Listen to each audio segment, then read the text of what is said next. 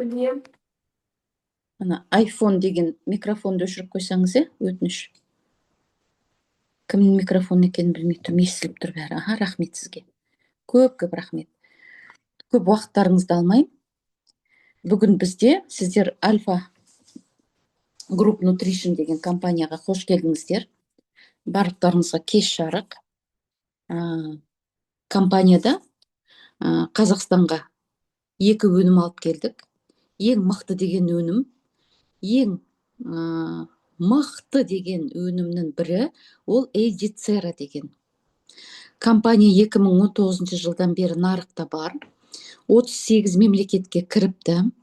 7 жылдың ішінде көптеген нәтижелер алып жатыр. Құрамын қарасаңыздар, қарапайым сияқты, бәрі таныс сияқты. Бірақ дегенмен оның формуласын өзгерте біле. Ғалымдар бұл жаңа формуламен жұмыс жасай біле отырып, нутрициологтар бірге қосылып, көптеген жаңағы алтын мүсінге дейін алған Гарвардта. Клинический испытание дейді ғой, зерттеудің бәрін Гарвардта өткізген. Фитокерамидаға сол жерден оларға көздеріне түсіп, екінің бір үйтіп көзіне түспейді. Осы өнім ең мықты, әсері зор деген алтын мүсін берген. Сондықтан бұл өнімге сіздер мұқият дұрыс көзбен қарауыңызға жаңағы сұраймын. Дәмі витамин сияқты, дәмі өте әдемі, балаларға да бәріне ұнап жатыр. Көбісі сенбейді, қош, мынау не істейді дейсің, біздің қандай ауруымызды жеңілдейсің деген ойда болуы мүмкін. Бірақ бізде бұл 8 түрлі керемет өнім бір-біріне сондай байланыстырылған, бір-бірін әсерін көбейте отыра, біздің ағзамызға өте пайдалы затты беріп отыр. Енді қарасақ, Эйдицераның мына жаңағы айтып кеткен фитокерамида деген бидайды өсіріп, соның өзегін алып отыр. Зерттеуден өткізген кезде бидайдың ішіндегі өзегі біздің теріміздің астындағы майлармен тепе-тең бірдей екен. Сондықтан ойланбастан жаңағы бидайдың майлары терінің астына барып, біздің терімізді ылғалдырғын, жаңағы терінің әжімдерін, коллагенді синтезіне құлшына кірісіп кетеді екен. Оны зерттеумен дәлелдеді. Мысалы, 2 айдың ішінде 26%-ға дейін терінің әжімдері жаңағы тартылған. Дәлелмен, бұл дәлелмен тұр. Бидайды бұлар өсіреді. Бидайды ГМО-сыз таза бидайды алады. Табиғатта жаңағы адамның қолы тимеген бидай. Оны Францияда өсіреді. Сөйтіп, оның жер суына дейін мұқият қарайды, тексереді. Ешқандай химиялық зат қоспайды. Оған жеке сертификаты бар, шикізатқа. Сөйтіп, сол бидайды өсіріп отырып, сол өзегінен алған дүние біздің терімізге өте мықты әсерін берген, дәлелдеп барып, осындай өнімді құрастырып отыр. 80% осы біздің Эйдицераның қатты көмектесуіне осы формула. Екінші формула, ол гидрокситиразол деген антиоксидант. Гидрокситиразол деген антиоксидант зейтін май алған кезде, сыққан кезде, сол жерде әптақ көбік көп бетіне қалқып шығады екен. Сол май беретін оливкада сол жерде майды өсірген зат екен. Оливканы өсірген зат. Гидрокситиразол майдың ішінде де, судың ішінде де өзін қорғау қасиетін көрсете алады. Бұл өте мықты. Егерде сіздер Википедия, Google, GPT чаттан қарасаңыздар, бүкіл әлемде қазір гидрокситиразол бірінші орында тұр. Антиоксидант боп. Яғни біздің жасушаларымызды қорғайтын зат. Өте мықты формуласы. Формуласын химиктар болса түсіне отырасыздар. 3 гидроксилный группасы бар. ұшып келген ұшқын сияқты тіпті кислородты да суға айландырып жібереді. Сондай қасиеті бар. Сонда жасуша тесілмейді. Жасушаның сырты екі қабаты да майдан құрастырылған. Қаныққан майлар, қанықпаған майлар деген сияқты. Холестерин екінші қабатында бар. Сондықтан май тез, білесіздер, ұшқын тисе май өртеніп кетеді. Сондықтан кислородтың өзі ұшқын болады кейде. Соны ұстап алатын гидрокситиразол деген өте керемет қорғайтын зат, антиоксидант, мощный дейді. Сонымен бірге басқа 6 заты бар қосылған. Бәрі бір-біріне сай. Міне мына жерде бүкіл жаңағы осы гидрокситиразолды ғалымдар зерттегені бәрі міне көз алдарыңызда тұр. Асықпай қарап шықсаңыздар болады. Сайтта да бар, мына жерде де бар, кітапшада да бар. Қысқа. Бірақ мына жерде қандай жаңағы клинический исследованиядан зерттеуден өткені бәрі мына жерде тұр. Бұл үлкен ғылымдардың еңбегі бұл жерде. Гидрокситиразолды бөліп алудың өзіне, оны сақтау деген өте қымбат дүние. Оның құндылығы тіпті керемет. Тағы да бұның ішіне қосымша сакура японскаяны қосқан. Не үшін? Бір-біріне жабыспау үшін. Біз қазіргі таңда, әсіресе Қазақстан, СНГ, біз тез сіңіп кететін углевод дейміз ғой, соны көп жейміз. Өйткені біз нан жегішпіз, қамыр жегішпіз, тәттіні көп жейміз. Біз еттен кейін шай ішеміз тортпен. Қалыптасып кеткен. Бұрын ондай жоқ еді қазақтарда. Тәттіні көп жейміз. Тәтті жабысып қалады. Тәттімен ақуыз жабысып қалады. Ол тәттімен ақуыз жабысқаннан кейін бізде бүйрек кетеді бірінші. Көздің қыл тамырлары кетеді. Бүйректің сүзгіші жарамай қалады. Кесіп өтеді, ауыр болады, қан ауырлап кетеді. Ондай қанды жүрекке де кашайтау өте қиын. Миға тіпті ондай қанды жеткізу қыл тамырмен өтпейді ондай қан. Қан бұзылды деген әңгіме осы жерде тұр. Сакура японская сол ақуызбен глюкозаны бір-біріне жабыстырмайды.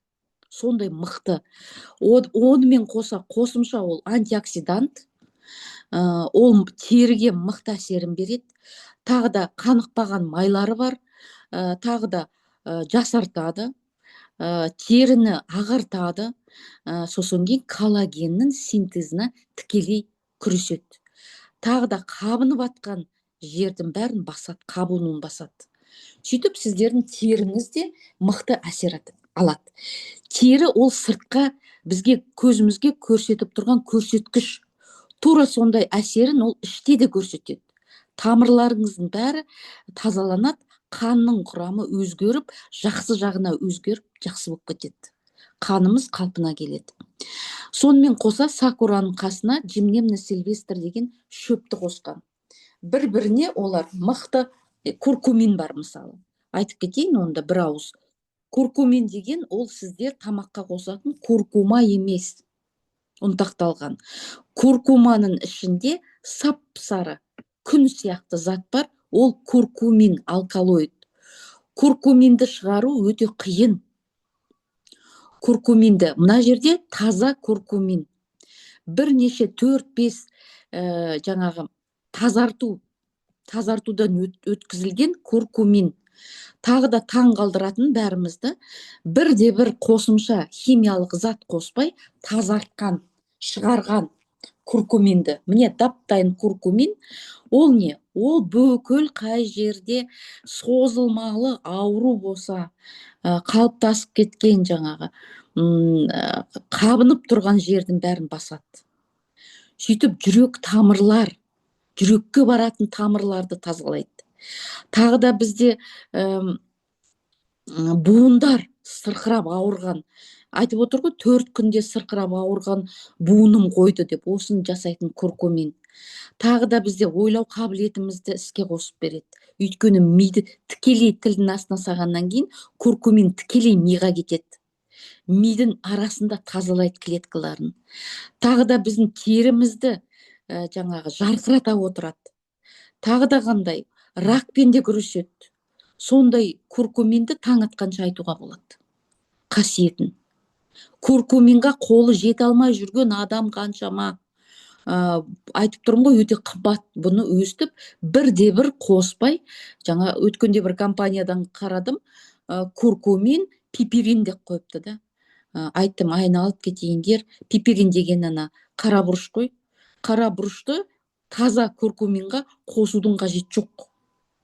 Қара бұрышты біз куркумаға қосамыз. Ана куркумин әйтеуір ішінен шықсын деп, соның өзінде 10% куркумин шығара аламыз. Мына жерде бізде айналып кетейіндер, алтын сырға сіздерге тыңдап отырсаңыздар, бізде таза куркумин. Өте қымбат зат, өте құнды зат. Тағы да оның тазалығы соншалықты тікелей миға баратындай қылып. Миға егер тазалығы сәл болса да төмен болса, ми қабылдамайды, кіргізбейді. Біздің миымызда барьер тұр, гематоэнцефалический деген.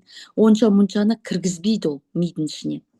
Сондықтан не куркумин тілдің астына саламыз, мидың жұмыс жасауына өте, мидың арасындағы жаңағы жасушалардың арасын бәрін тазалап шығады.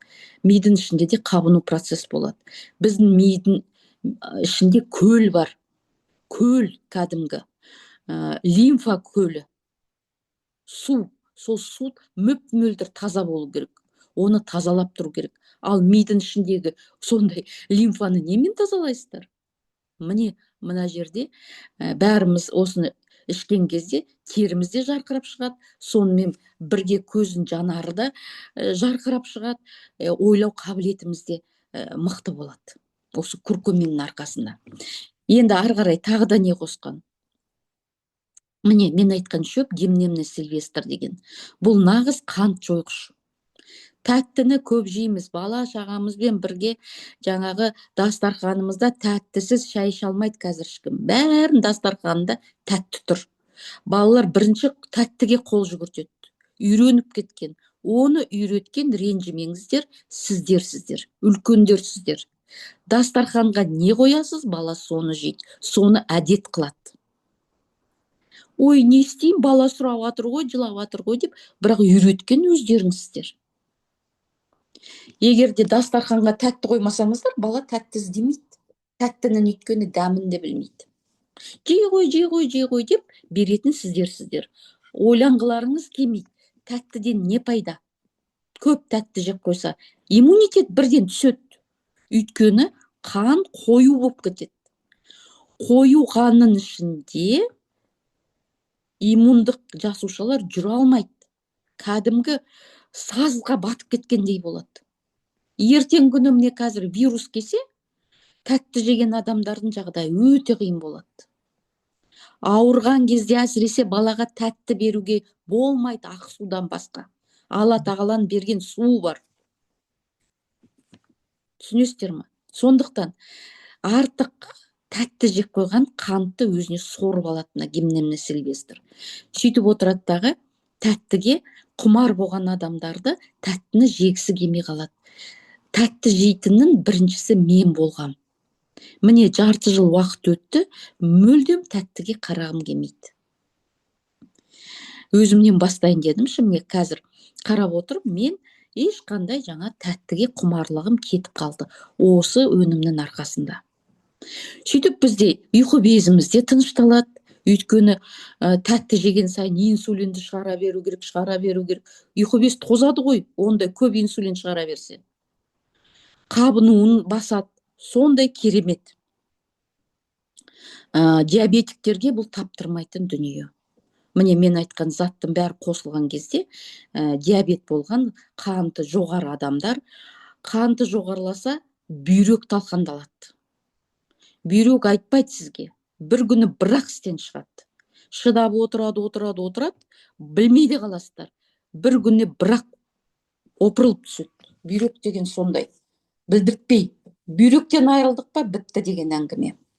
Шаруамыз өте нашар болады жағдайымыз.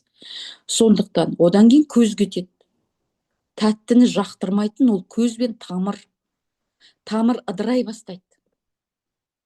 Ыдыраған тамырдан одан кейін қан кетеді. Не болып қапты? Инсульт болды. Не болды? Атеросклероз болды. Не болды? Бляшка болды. Не болды? Тромб. Міне, соның бәрі көп тәттіні артығымен жегеннен.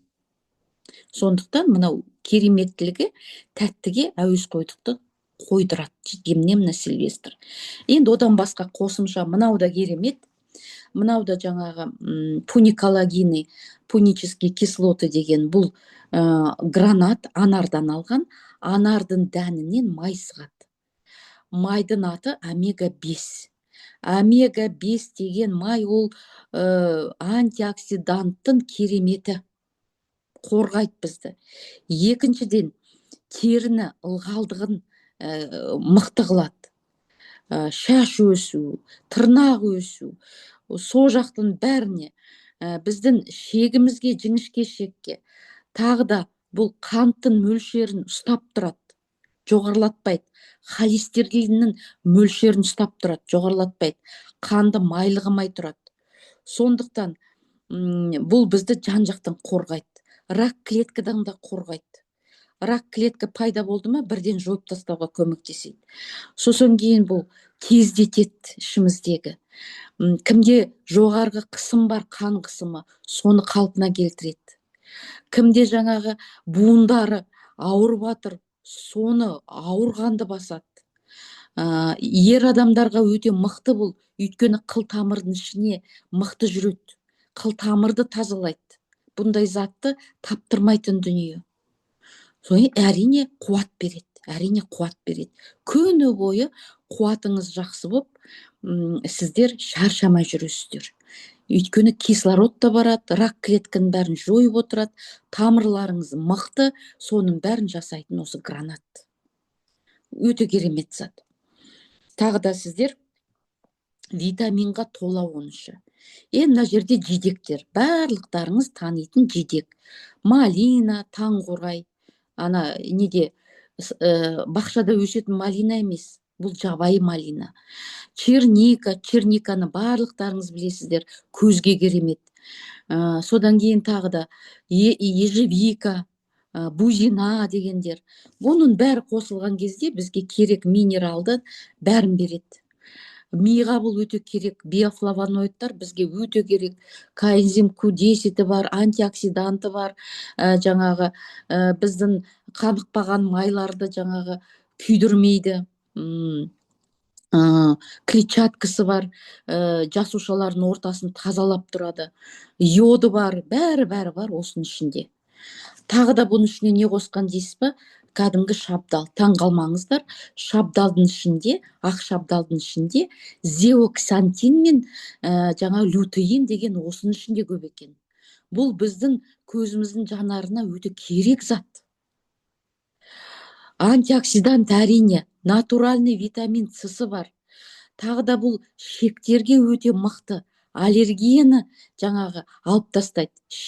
Шектің жұмысы дұрысталса, аллергия кетеді. Ракпен де күреседі. Содан кейін өтетіндер болса, мен айтып едім ғой, неспецифический язвенный колит, гастрит, хеликобактер пилори, неше түрлі жаңағы біздің дырявый кишечник дейді. Соның бәрін жамайтын осы ақ шабдалдың ішіндегі құрамы. Бұны да алып технология қолданған әбден, витаминдердің бәрін тез сіңетін қып жасап қойған осындай керемет зат. 8 заты, енді 8 қырлы бір сырлы. Бұл 8-і қосыла отырып біздің стволовые клетки деген бар. Ремонт жасайтын, дайын тұр. Соларды іске қосып береді. Активация жасап береді. Іштен жаңарамыз.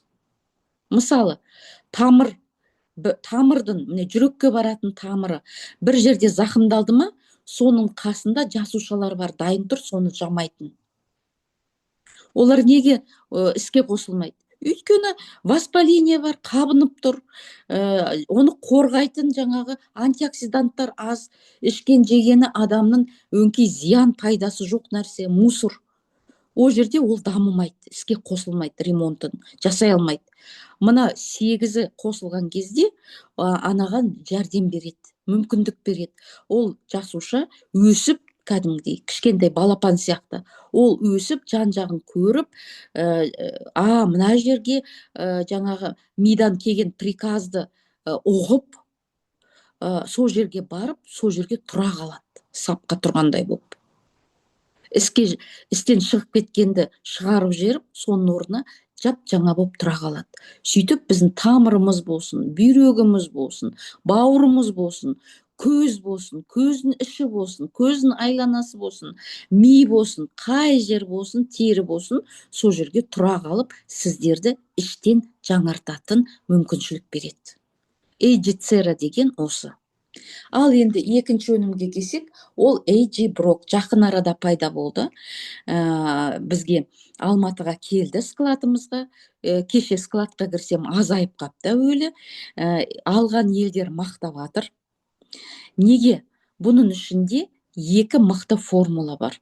Сульфарафан деген и бета-глюкан деген. Сульфарафан деген формула, ол жаңағы брокколи деген капустаны өсіреді. 5 күндік брокколиді алады, соның ішінде мирозиназа деген ферментті қосып қояды. Фермент болса, ол тез арада өзінің әсерін береді. Қандай әсер береді? Ол біздің жасушаның ішінде ферменттерді іске қосып береді. Ферменттер іске қосылса, іштен өздері тазаланады. Жасушаны тазалайтын ферменттерді іске қосады. Мысалы, сіздің көздің жанарыңыз хрусталик. Ол мөп-мөлдір болу керек, тұп-тұнық болу керек. Бірақ ол сондай мөлдір, оны тазалау керек қой. Күнде секунд сайын оны тазалайтын глютатион деген фермент бар көздің ішінде. Біздің көзіміздің жанардың ішінде, сол жасушаның ішінде глютатион деген фермент тазалап тұрады көздің ішін. Мусордың керек емесін бәрін шығарып отырады. Ал енді сол жерге қылтамырмен, қанмен, дұрыс жаңағы витамині, антиоксиданты, минералы қанда жоқ болса, қанымызда өңкей түкке жарамайтын жағымсыз дүниелер, дәріні көп ішкеннен сондай заттар, қанымыз дұрыс емес, бір сөзбен айтқан кезде, қою тағы да. Ол жерге бара алмайды. Глютатион жұмыс істемейді. Сөйтеді, көздің жанары отыра бастайды. Одан кейін оны катаракта дейді. Одан кейін табиғи жанарын алып тастайды да, искусственный хрусталик қояды. Ал мына броктың ішінде сол глютатионды іске қосатын міне сульфарафан деген бар. Одан басқа жасуша ферменттер, каталаза деген фермент бар, супероксид дисмутаза деген ферменттер бар. Сосын кейін бауырдың екінші фаза детоксты қосатын ферменттердің бәрін іске қосып беретін осы брок, сульфарафан яғни. Бауыр егер өзін өзі тазаласа, біз оған мүмкіндік берсек, бауыр бізде, білесіздер, ең маңызды. Бекерден қазақ бауырды бауыр деп қойған жоқ атын. Көп жұмыс жасайтын бауыр, ең жақын. Бауыр істен шықса, бітті. Мыңдаған 100 ауру тек қана бауыр істен шыққаннан тарайды. Өйткені бауыр жағымсыз затты тазалап тұрады. Бауыр арқылы, бәрі бауыр арқылы өтеді. Сіздердің таза қаныңыз бауырдан шығады. Завод кәдімгі, үлкен завод. Сол үлкен заводтың ішіндегі мына ферменттер, тазалағыштар іске қосылса, бауырыңыз майында, майдан құтылады. Сөйтеттігі май баспайды бауырды. Гепатоз деген сол неше түрлі жаңағы заттар. Сосын кейін өтті де тазаланады. Өттің құрамы мөп-мөлдір болады. Су сияқты болу керек, өт деген. Қою емес, жап-жасыл, изумруд сияқты, тас сияқты, мөлдір болу керек. Сондай қалпына алып келеді мына екі өнім. Бауырды керемет тазалайды. егер бауыр сәл істен шықса, біздің ағзамызда кисталар пайда болады, миома пайда болады. Неге? Улы затты ағзамыз тыға бастайды, сондай қалта жасап. Бауыр әлсіз болса, паразиттер, құрттар қаптайды. Бауыр әлсіз болса, грибок қаптайды. Бауыр әлсіз болса, вирус қаптайды. Бізге бауыр өте таза болуы өте маңызды. Ал екінші формула ол бета-глюкан. Бета-глюкан деген біздің жіңішке шегіміздегі иммунитетті іске қосып береді. Иммунитетті тәрбиелейді. Жауың міне деп турасын көрсетіп береді. Антибиотиктің орнына жұмыс істейтін осы бета-глюкан. Союздың кезінде бәрімізде осы бета-глюкан деген ағзамызда болды. Естеріңізде ме, Союздың адамдары, Совет одағының, бір стаканмен газировканы ішкен, ешкім ауырған жоқ. Одноразовый деген бізде болған жоқ. Бір ғана қолданып лақтырып жүретін стакан болған жоқ. Шала-пұла жуып, содан жеп, жаңағы бақшамыздан алманы жұлып ап, сүрте салып жеп жүре берген. Ешкімнің іші өтпек түгіл, іш жеріміз қисайған жоқ. Сондай мықты иммунитет болған. Неге? Осындай бета-глюкан ағзамызда болған. Антибиотик шебелі, мына заман осындай бола бастағаннан кейін, тамақпен ешқандай пайдалы зат болмағаннан кейін, іштегі пайдасы бар құрттарды жойып отырып, біз осындай халге жетіп отырмыз. Енді бета-глюкан ішектегі иммунитетті тазартып береді. Бұл 80% жаңағы көмек бізге. Тағы да қай жерге көмектеседі осы екі формула? Гастриті бар адамдар. Әсіресе анау созылмалы гастрит, хеликобактер пилори. Ешқандай антибиотик, 3 антибиотик жазып береді. Сонда да хеликобактер пилори жаңағы бағынбайды. Хеликобактер пилориді орнына қойып беретін осы екі формула. Бета-глюкан мен сульфорафан. Тағы да ауыр металдар ағзамызда. Алматының ауасын білесіздер, Өскеменнің ауасын білесіздер, Тараздың ауасын білесіздер.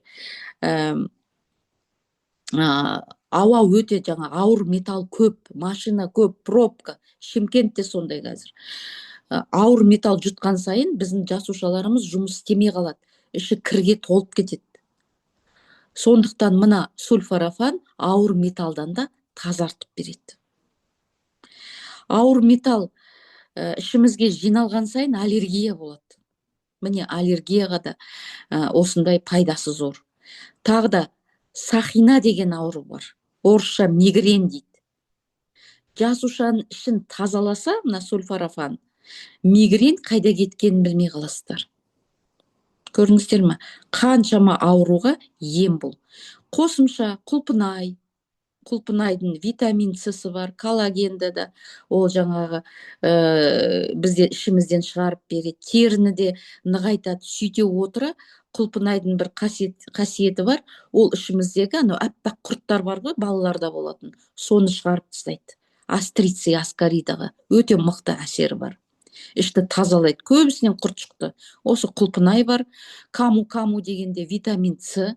Витамин С, цинк, мед деген іске қосылса, біздің иммундық клеткаларымыз өте мықты 5 есе күшейеді.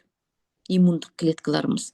Ягоды асайы деген қосып қойған. Енді бізде өспейді ол, Бразилияда өседі. Бірақ бұның ішінде өте мықты кәдімгі қорек, ішімізге керек зат, амин қышқылдары бар, витамині бар, антиоксиданты бар, минералдары бар.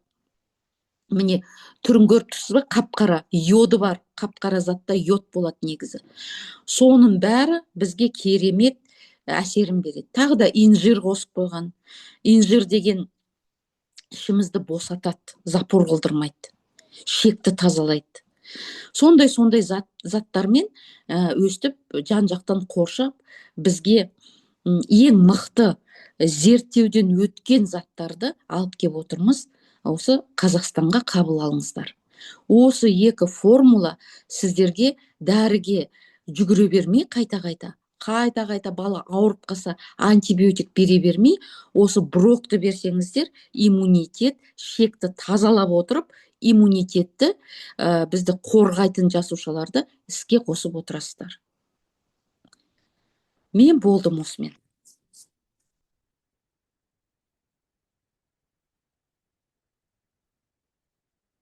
Керемет, рахмет.